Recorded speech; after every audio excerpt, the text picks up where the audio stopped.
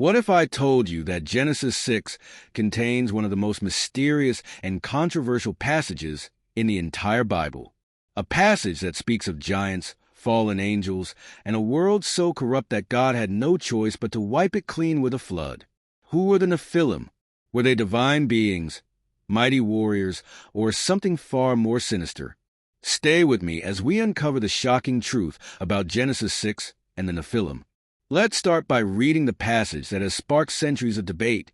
When human beings began to increase in number on the earth, and daughters were born to them, the sons of God saw that the daughters of humans were beautiful, and they married any of them they chose. Then the Lord said, "My spirit will not contend with humans forever, for they are mortal. Their days will be 120 years. The Nephilim were on the earth in those days, and also afterward, when the sons of God went to the daughters of humans and had children by them. They were the heroes of old, men of renown." The biggest mystery in this passage is the identity of the sons of God. Scholars and theologians have debated this for centuries, and there are three major theories. The most popular theory is that these sons of God were fallen angels, rebellious celestial beings who took human wives and fathered a race of giants called the Nephilim. This view is supported by the Book of Enoch and references in Jude and 2 Peter, which speak of angels who sinned and were bound in chains. Another theory suggests that the sons of God were the righteous descendants of Seth, while the daughters of humans were the corrupt descendants of Cain.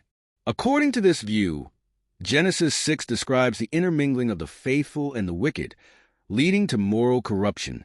A third interpretation claims that the sons of God were powerful rulers, ancient kings who declared themselves divine and took many wives, engaging in corrupt and oppressive practices. So, which one is true? The fallen angels theory seems to have the strongest biblical and historical backing, but let me know in the comments what you think. The Nephilim are described as heroes of old, men of renown. But were they actual giants? The Hebrew word Nephilim is often translated as fallen ones or giants. The Septuagint, the Greek translation of the Old Testament, uses the word gigantes, meaning earthborn, suggesting supernatural origins. Did you know that the Bible mentions giants elsewhere? In Numbers 13, the Israelite spies report seeing the Nephilim in Canaan, describing themselves as grasshoppers in comparison. Could this mean that the Nephilim survived the flood? Or did their lineage continue in some way? Genesis 6 tells us that God saw the wickedness of humanity and decided to send the flood. Could the corruption caused by the Nephilim have played a major role in God's decision? Some believe that these beings were part of an attempt by fallen angels to pollute the human bloodline, preventing the birth of the Messiah. Genesis 6 verse 9 says Noah was blameless in his generations. Could this mean his lineage was untainted by the Nephilim? Something to think about. Strangely, the Nephilim seem to reappear after the flood. Goliath, the giant warrior slain by David, may have been a descendant. The Bible also speaks of the Rephaim, the Anakim, and other groups that some believe are linked to the Nephilim. So, what really happened in Genesis 6? Were the Nephilim the offspring of fallen angels? Or were they simply mighty rulers and warriors? The mystery continues to intrigue scholars and believers alike.